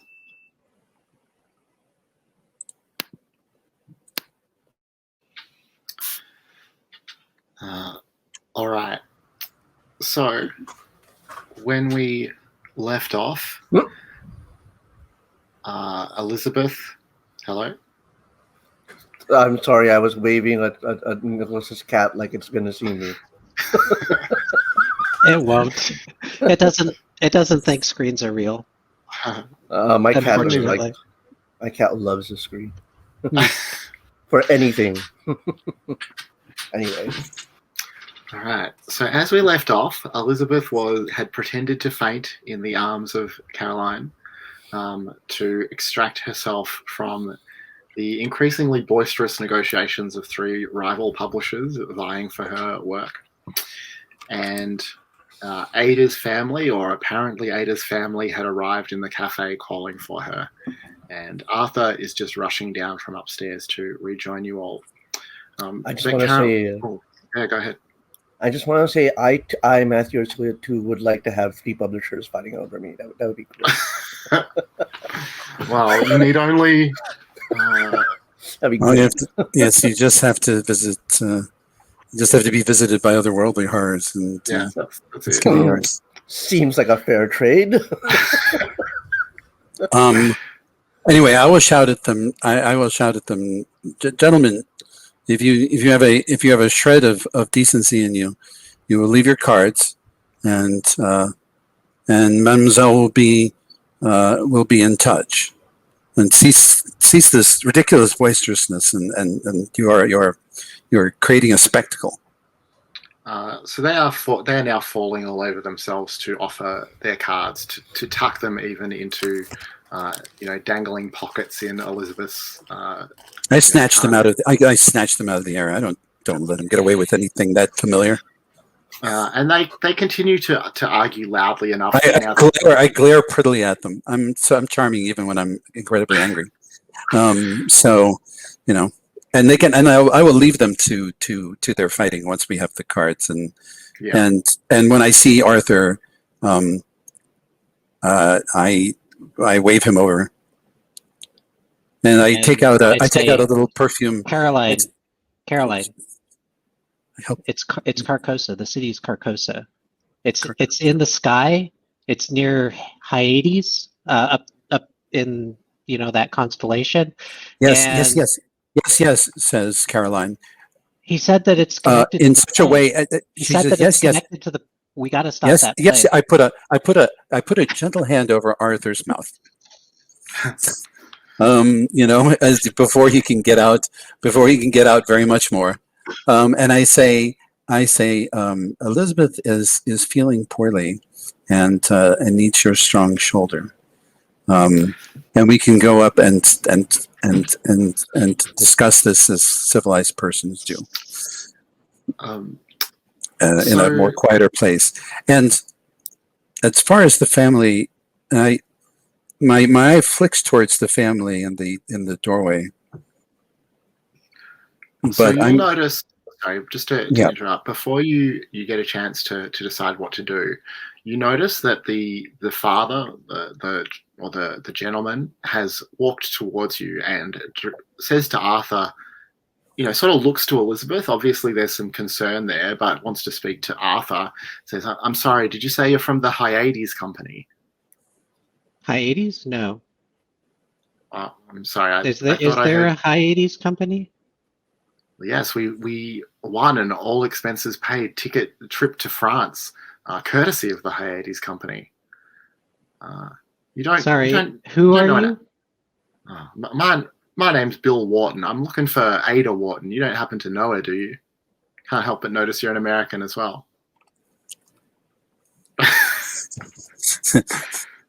I haven't seen Ada. Oh, what we've she's a student, isn't she? I think she is. Yeah. It seems to me I've seen her somewhere around, but not for a while. There was no one up. I had her addresses upstairs, but there's no one there at the moment. There's no one there? Right. Well, there's no answer when I knocked. Oh, well, I'm so sorry to hear that. She must, but perhaps she is out with friends, or would you leave your name and where you can, the hotel where you would be staying? Absolutely. So he pulls out a piece of paper and starts writing it down for you. And he says, Look, if you do happen to come across her, look, obviously you need to get your friend upstairs. It's fine, but if you do see her, can you tell her that there's another part of the prize? We're supposed to go and collect it later today from a locker down by the docks. I know it seems like a strange arrangement, but if you could just let her know, I hope that she'll be able to join us, and gives you the card with the address of his hotel written on it. Of course. But the docks, how strange. It's not not the safest place for a non-native to go at night, Monsieur. You should be careful. Well, thank you, ma'am. I'm sure we will. And the family will. Well, I guess they'll just settle down and get some breakfast here since they're already here. As you leave, you see that the fisticuffs have openly broken out amongst the publishers now, and the cafe staff are trying to calm them. Okay, I have to fix my makeup after all this brouhaha and such like that. I'm just going to have a look and make sure that these people are all real. They are all real. Yes, I was afraid of that. All right. It would have been much simpler and easier if they weren't, but so let us go, and when we're away from there, I'm sorry, Arthur, but I didn't know who was listening. No, that makes sense. You caught what I said, though, right? That we have to stop the play. That the play is apparently a connection between here and Carcosa, which Carcosa is Elizabeth and I saw just last night. Where did that name come from? Our patient upstairs. He recognized the city. Mr. Flammarion. Oh, yes. Oh, science fiction. Yes, of course. Science fiction. Of course. Well, that's what he's supposed to be. You understand? That is to say, right. he writes about. No, we saw the city. It's not science fiction. I'm not saying that you didn't see it, but did I show you the picture I drew this morning? It's really good. I'd like to see it. Why don't we go back upstairs and see it? Elizabeth, you can stand up. You can stand up straighter now. Elizabeth has like one eye open when you say that, and then yes, opens and tries to discreetly, slowly get up. You're gone, right? Are they gone? Well, I think you'd gone outside, so you're sort of free of them now. Oh, yeah. Okay. So let's go back up and.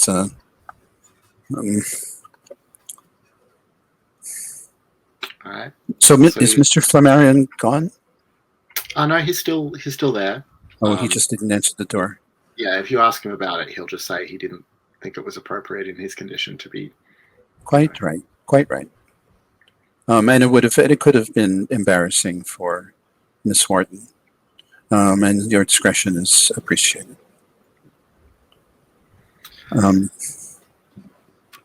Carcosa.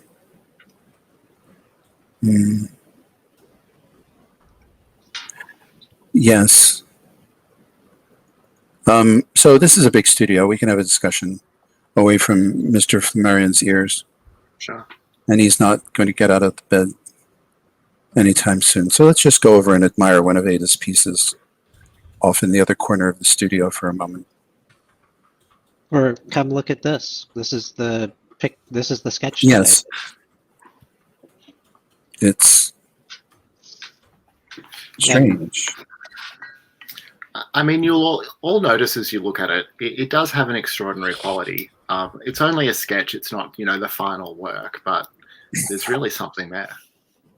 This is actually very. This is what I came to Paris for. This sort of inspiration. I didn't know you needed inspiration, Arthur. I could have loaned my services. It's not the same. You've never tried it. And I don't mean those services. I don't do that anymore. Do what?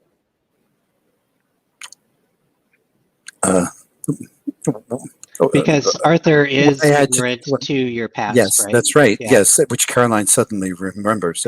Oh, right. Her shock has caused her to her imposture to waver for a moment. I used to my mother had always badgered me to be the social coquette, to become to find a good husband and to show the qualities necessary to be a good wife and such like that, wanting to marry me off.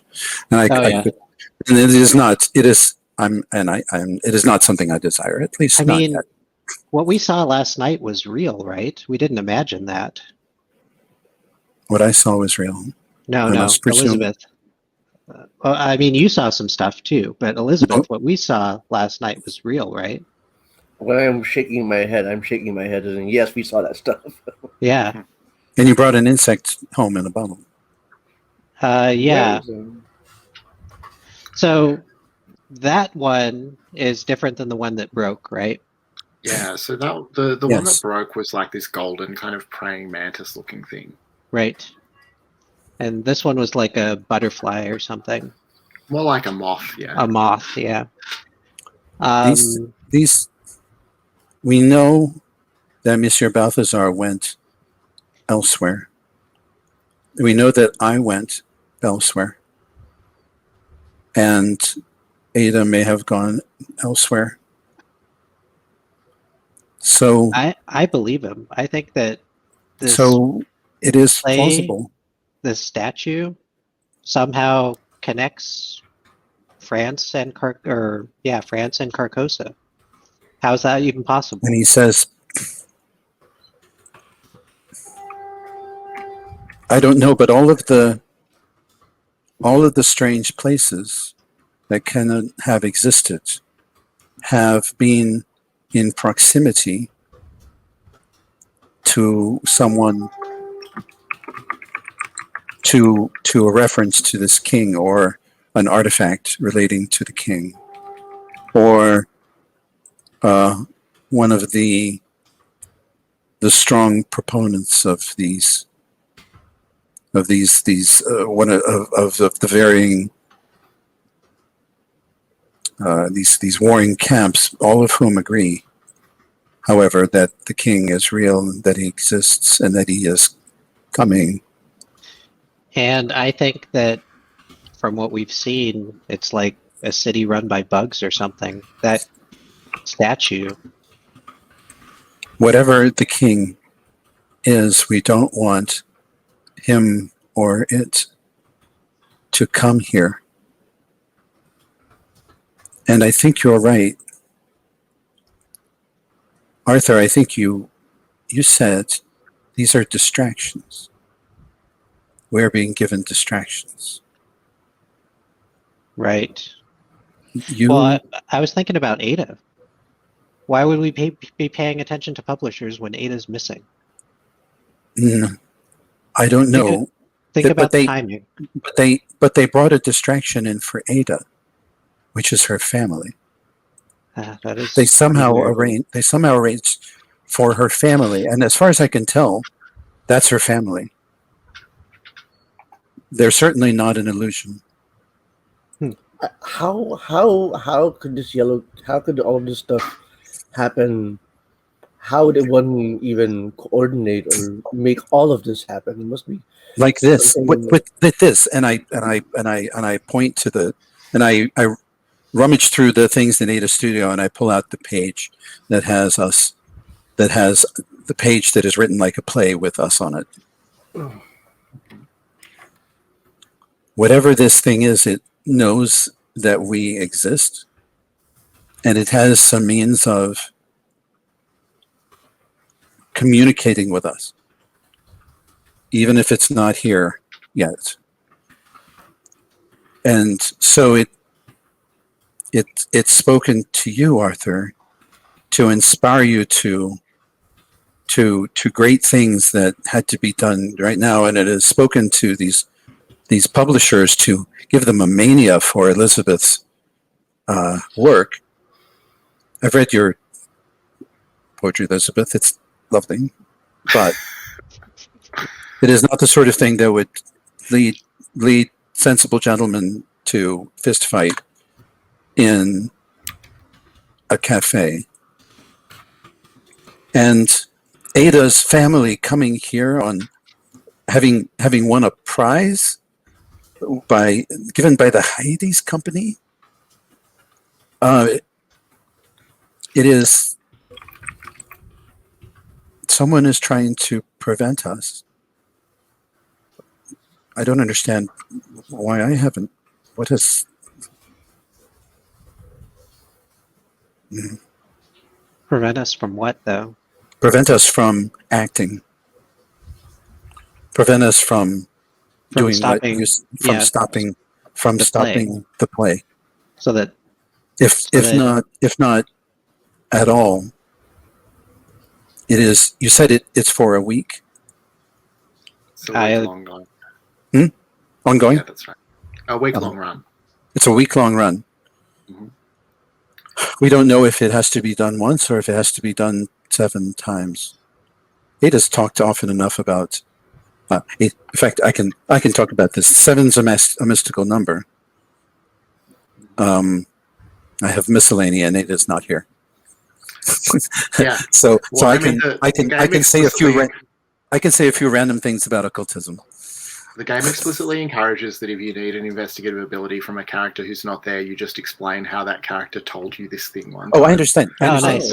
But I have miscellany, which specifically allows me to quote a few random facts from anybody else, anybody who's not any player character who's not here, even if they're actually playing in the game, as long as they're not in the scene. But yes, Ada said often enough that 7 was a mystical number. So but I it just may. want to ask. Sorry, We don't. one sec. Yeah. Elizabeth, what do you make of all this? I'm not. What I make of all this is that there's a higher power, obviously, and that Elizabeth is very, very. She's going insane, basically. Excuse me for my partner's sneeze and that second sneeze. No. That's the sound of Elizabeth's brain imploding. And we wondered if your insanity was contagious there, and we were hearing the shrieks of the damned.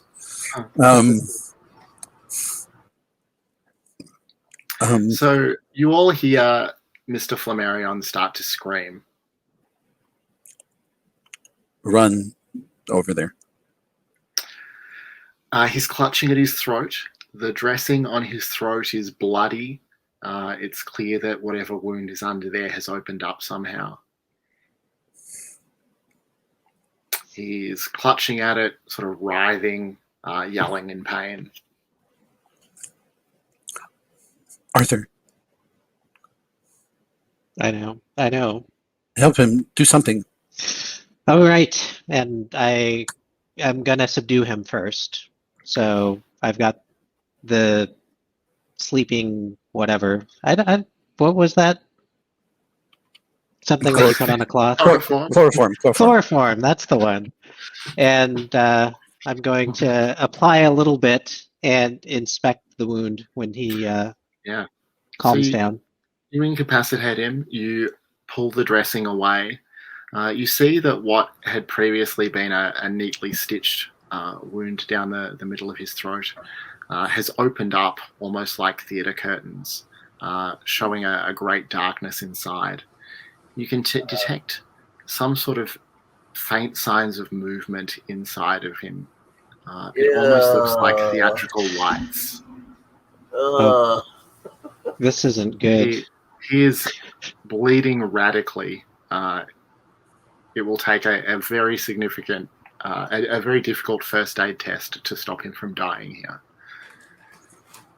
And I know that he's not going to make it to a hospital, so it's time for me to be a doctor again. Yes. So difficulty 7 first aid test. Holy snap. Holy shit snacks.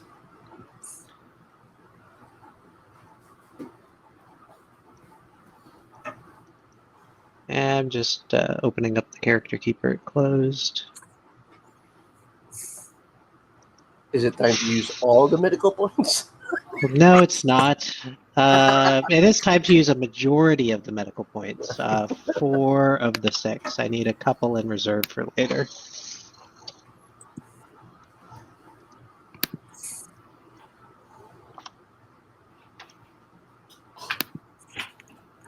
That is a 7. All right. So you managed to adequately patch the wound. He's still unconscious. He's still very unwell, but you have. This man managed needs to stabilize get to a doctor right now. I've stabilized him. He's not bleeding out. But he really needs, actually, the doctor that treated him last time. Did you see those stitches? No, he can't have that. That doctor Sorry. would have killed him if Ada hadn't been there. Arthur, I'm also going to get you to make a composure test. Like, that was a Absolutely. pretty grueling Yeah. experience. So just a difficulty 4 for the composure test. I will spend 1 on the composure.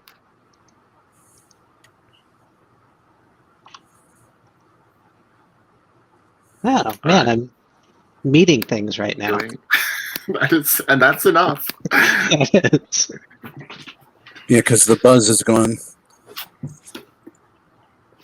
Is he buzzing? Because things buzz when they're bad, right? No, He's you made not. it.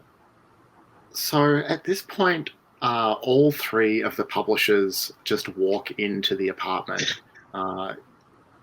If the door was closed before, it's clearly not now, because they are followed quite closely by Ada's family. The publishers continue to bicker. They're not fighting at the moment, but you can see that they have fought physically. Their clothes are ruffled and torn. They're lightly bleeding, grazed, bruised, all that sort of thing. Several of the cafe staff follow them in. All of them acting like it's pretty normal for them just to have walked into this apartment right now. Mm.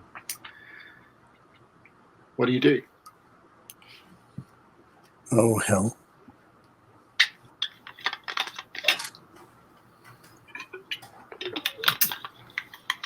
A voice called out, "I heard that you needed a doctor in here."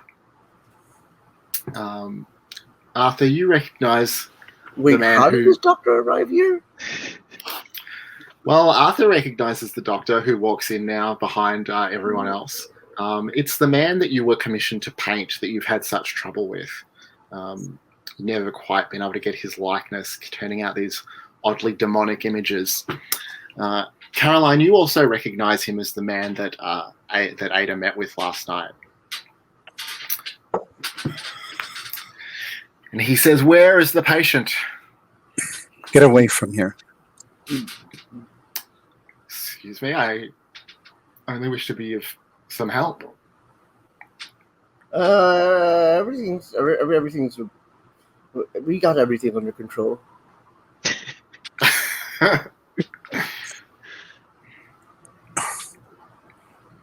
Arthur, do your best to get some of them out of here.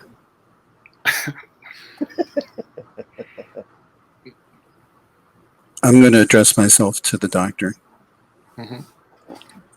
Where's my friend? Your friend has gone to see the king.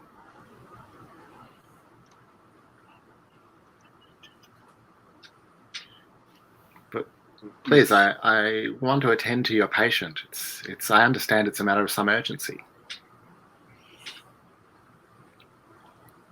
I would like to spend a society push. Well, maybe not. That doesn't have an underline, so it's not really a social move. What are you trying to do? What I was thinking was Arthur has some like people skills, some people awareness. just some fashion sense, etc. He can like talk to people in the upper crust as one of them. And so I think he wants to just like command the room, except for the doctor, and get them to come back downstairs and wait politely, making an announcement like, "Gentlemen, gentlemen," clapping, getting their attention, and saying, "This is not the time nor the place.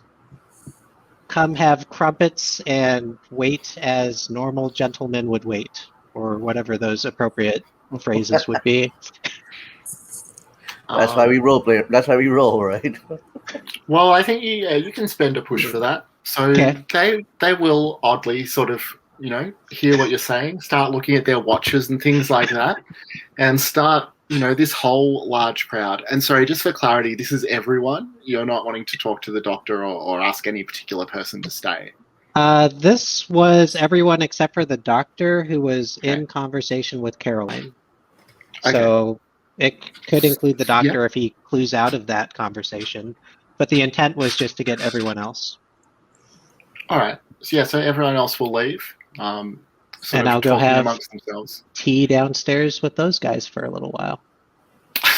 Until it's uncomfortable and I have to leave. All right. So Arthur heads downstairs. Caroline, will you continue talking to the doctor, or what will you do?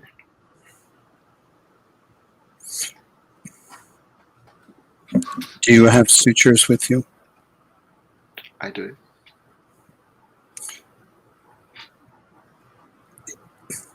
You can sew him up. I'm going to watch you. If you do anything that I don't understand, or anything that seems wrong to me, I will put a bullet in your head. Are we understood?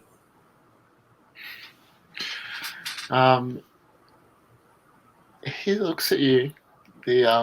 Sorry, I was just thinking about whether there was some sort of intimidation type ability, but there's not. So I think that he just accepts that. Says, well, I don't care to operate under these conditions, but I've taken an oath to protect human life. I know who you are. I know who this gentleman is. I know that you don't wish him well. But you did help him before, and I will trust you to do it for him likewise, but not unmonitored. Well, I see that you understand very much about what's happening. I think I understand nothing, but I do understand something. All right. And Elizabeth, will you stay to watch this as well, or are you going to go downstairs with Arthur, or are you doing something else? What is Arthur doing again? Arthur went downstairs to have tea with... And to try and keep everybody else out of this place. Tea with what? With who? With the publishers, the wait staff. I ain't doing that. You're down there? No. Okay. I've never said so many no's in a single 3 second span.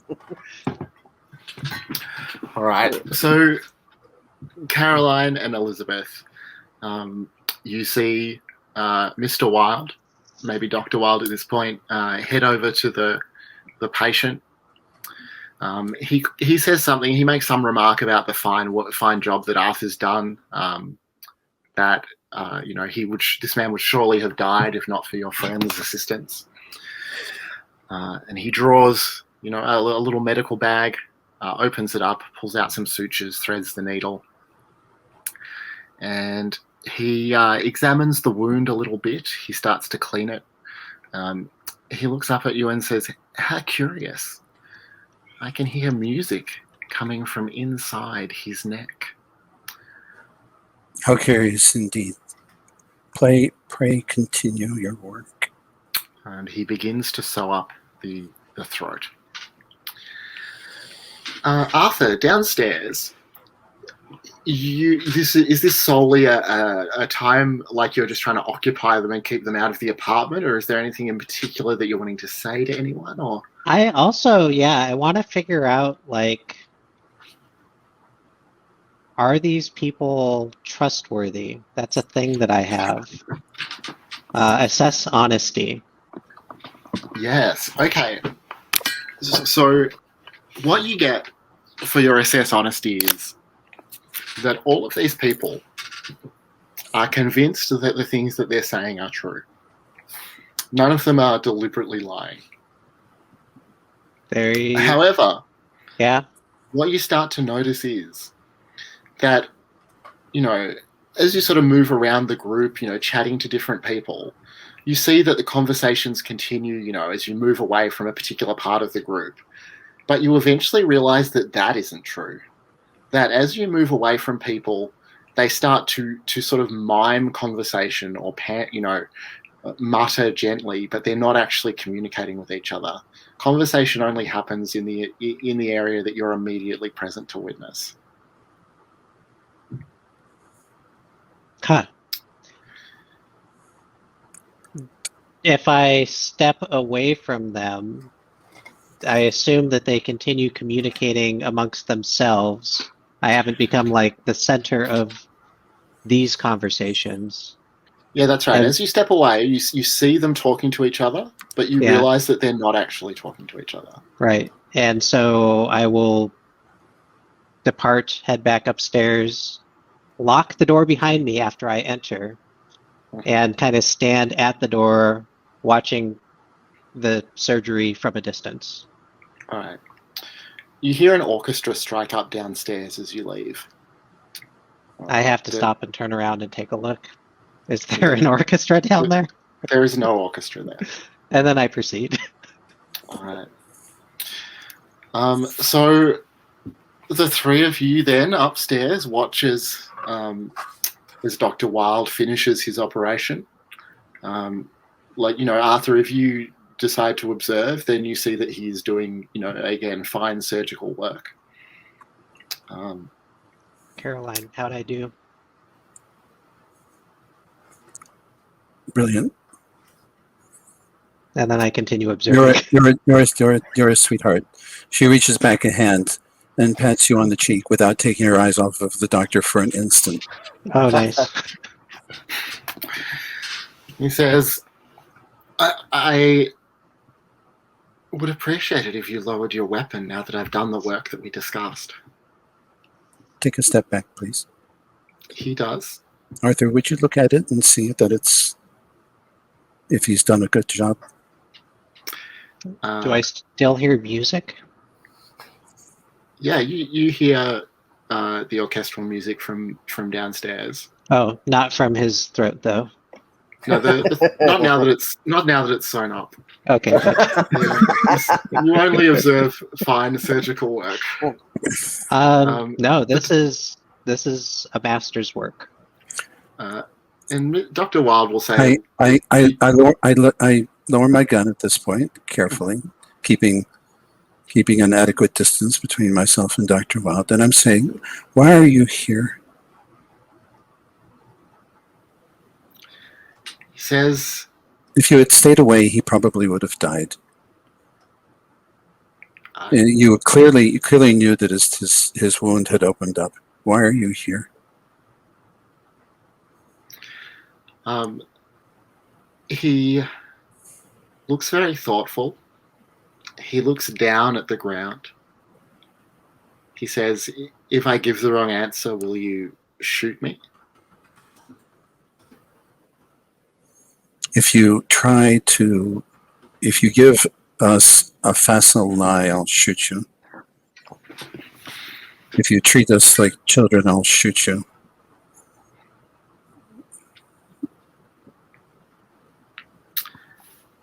He says, very well.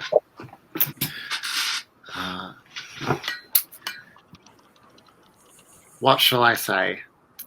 And a beam of light falls on him. Unclear where it comes from. The sound of the orchestra downstairs is louder now, and he begins to sing. And as he sings, the publishers, the waitresses, the Wharton family, Mr. Flammarion, Balthazar, the family next door to Balthazar's, the butler, the Wheel of Flesh, all arrive in the apartment. They don't seem to have come through the door. Unclear where they've come from. They all begin to perform an elaborate dance behind him as he hits his musical number. And he sings to you Cassilda's song from The King in Yellow as a show tune. I'm going to plug my ears and run. Arthur No, I'm not. I'm going to shoot him. All right. You shoot him. I'm going to shoot him once, and then when that doesn't work, I'm going to plug my ears and run. Well, if you shoot him, it'll be a combat. Or if you try and shoot him. Elizabeth and Arthur, will you participate in the combat? What will you try and do as you see Caroline try and shoot this man?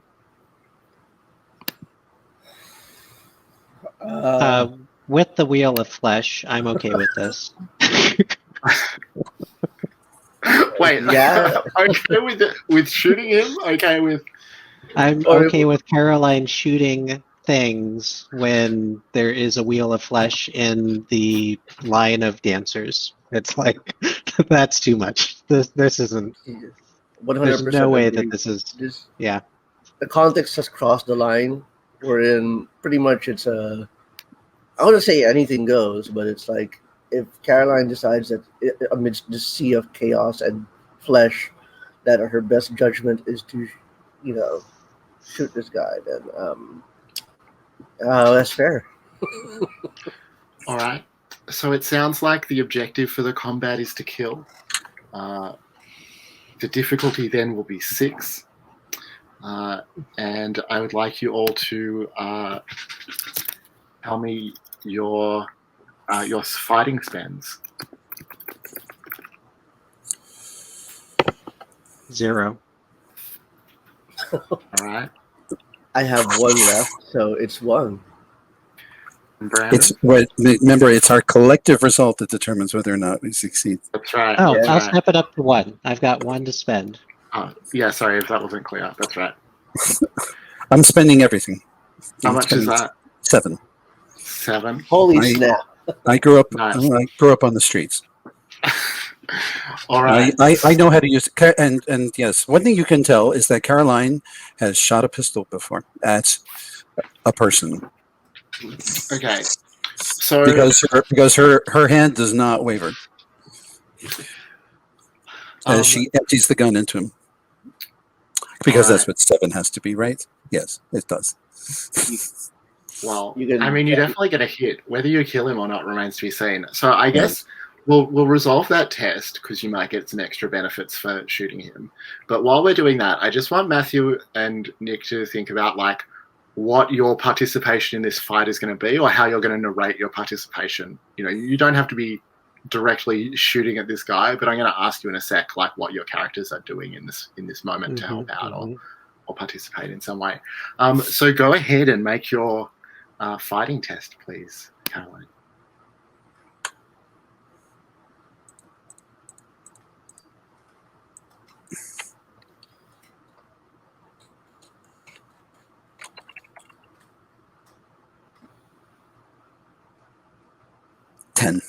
Nice. So that will, that is a margin of 3 that truncates. Sorry, anything above a 3 truncates to 3. Okay. In the fighting test. So do you want to narrate your successful action?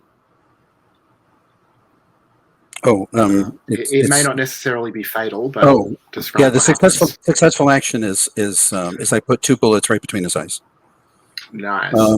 Brains spatter. All right, and then you have to either pay the foe's toll or take a minor injury. So the toll here is 2, to be paid from any combination of athletics, composure, and fighting. I'll pay the toll in athletics. All right. And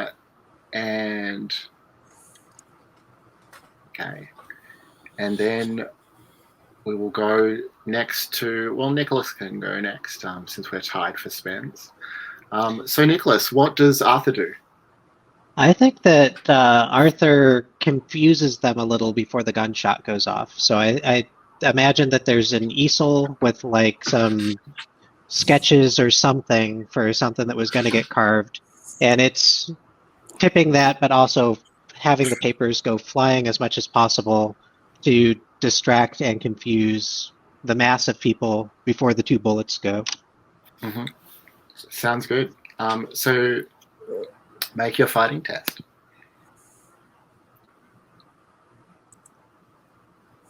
That's a 3. All right. So that is with the truncation. Yeah, this isn't going to work. I didn't realize the odds were so terrible. Yeah. Not done this system before. That's okay. So that is a failure by 3, which will bring you back to margin of -3 for a total of 0. Matthew. I think sorry, and you also need to you don't pay a toll because you succeeded, but you will take a minor injury. So we'll come back to that for the minor injury. Matthew, you can see that things are not going well here. You have a sense that those bullets It's very are not subtle. going to be enough. It's very subtle. Almost couldn't be noticed. Now, What do you do? Elizabeth grabs a kitchen knife, and in a sort of like state of panic, and well, not even panic. It's just sort of like exasperation, frustration, just at her wit's end, and sort of waves the knife and starts like using it to cause people to back off. And I think, like, because they're so taken aback by how much threat that Elizabeth is leveraging against everybody else, it causes them to back away. And I think I should roll before I narrate any further. All right. Well, make your fighting test. Let's say that's a 3. All right. Wow. That is a final margin of -6 for the group. Oh, Jesus Christ. The room goes dark, completely dark, as the curtain falls. The music falters and comes to a stop. And that is where we're going to end for this week.